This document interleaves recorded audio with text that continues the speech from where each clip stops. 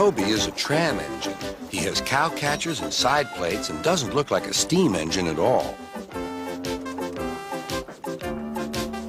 He takes freight cars from farms and villages to the main line and is cheerful to everyone he meets.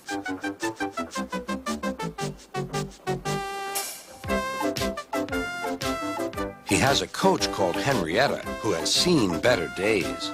"It's not fair at all," she grumbles, remembering that she used to be full and 9 cars would rattle behind her.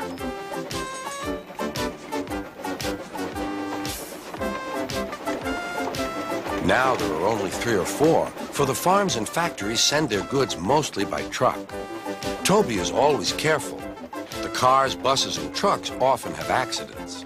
Toby hasn't had an accident for years, but the buses are crowded and Henrietta is empty.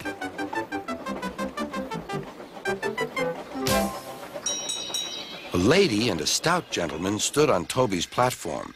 He was, of course, Sir Topham Hatt, but Toby didn't know this yet. "Come on, grandfather," cried the children. "Do look at this engine." "That's a tram engine, Stephen," said Sir Topham Hatt. "Is it electric?" asked Bridget. "Whoosh!" hissed Toby. "Shh," said her brother. "You've offended him." "But trams are electric, aren't they?" "They are mostly, but this is a steam tram." "May we go in it, grandfather, please?" "Stop," said Sir Topham Hatt to the conductor. They all scrambled into Henrietta.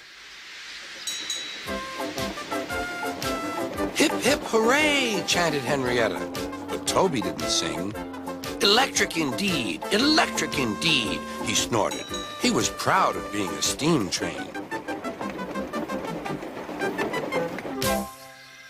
"What is your name?" asked Sir Topham Hatt. "Toby, sir."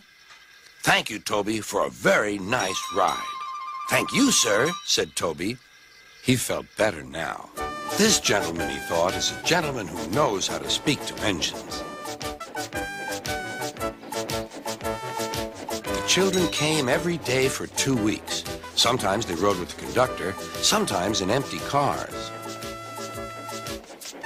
On the last day of all, the driver invited them into his cab. All were sorry when they had to go away. And Sir Topham Hatt and his family thanked everyone. "Come again soon," replied Toby. We will," called the children. And they waved till Toby was out of sight. The months passed. Toby had few cars and fewer passengers. "Our last day, Toby," said his driver one morning. "The manager says we must close tomorrow."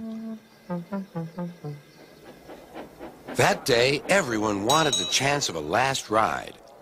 The passengers joked and sang, but Toby and his driver wished they wouldn't.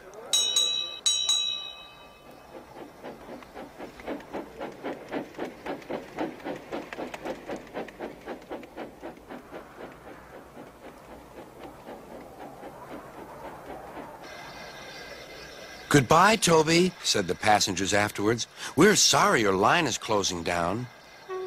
"So am I," said Toby. Nobody wants me, Toby thought, and went unhappily to sleep.